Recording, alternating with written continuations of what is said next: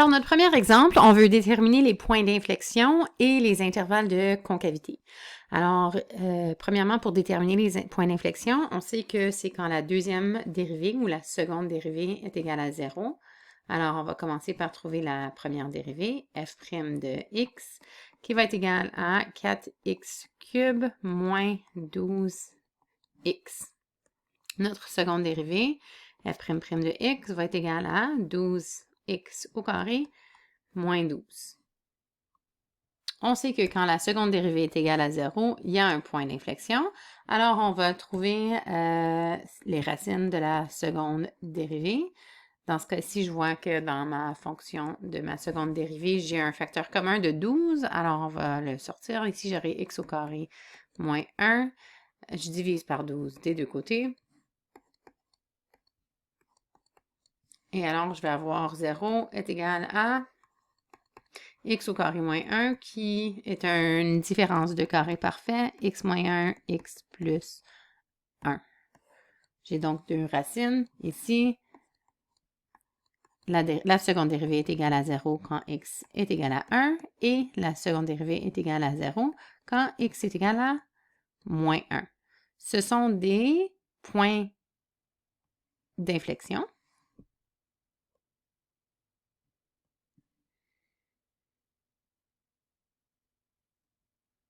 Il y a donc un changement de concavité qui se passe à ces points-là. On va regarder ce qui se passe de chaque côté. Alors, si on regarde du côté, on sait qu'à x est égal à moins 1, la seconde dérivée est égale à 0. OK, on pourrait même aller plus loin puis l'indiquer ici si on voulait. OK. Par contre, c'est sous-entendu, on sait que c'est la seconde dérivée est égale à 0. C'est pour ça que j'ai écrit ça ici. Alors, on va tester une valeur à gauche, donc moins 10. Si ma valeur est égale à moins 10, ma seconde dérivée, elle sera positive ou négative. Allons voir. La seconde dérivée, c'est celle-ci. Donc, à moins 10 au carré, ça va me donner 100 fois 12 et moins 12. Donc, c'est sûr que ça va me donner une valeur positive ici. Donc, ma seconde dérivée va être une valeur positive. Ça veut dire que ma fonction originale, elle sera concave vers le haut. OK? Si ma seconde dérivée est entre moins 1 et 1, par exemple 0, retournons voir notre fonction ici. Si ça, c'est 0, alors 12 fois 0, 0. Il me reste moins 12, ce sera négatif. Seconde dérivée négative, quand je suis triste, c'est concave vers le bas. Alors, on sait qu'il y aura un intervalle de concavité vers le bas. Entre 1 et moins l'infini, par exemple 100, on regarde notre fonction, la seconde dérivée. La seconde dérivée, si je mets 100 là-dedans, ça va me donner quelque chose de positif. Positif, on sourit, donc c'est concave vers le haut. Alors, l'intervalle de concavité vers le haut, notre fonction est concave vers le haut de moins l'infini jusqu'à moins 1 et de 1 jusqu'à l'infini. Ça, c'est pour notre concave vers le haut. La fonction est concave vers le bas entre moins 1 et 1.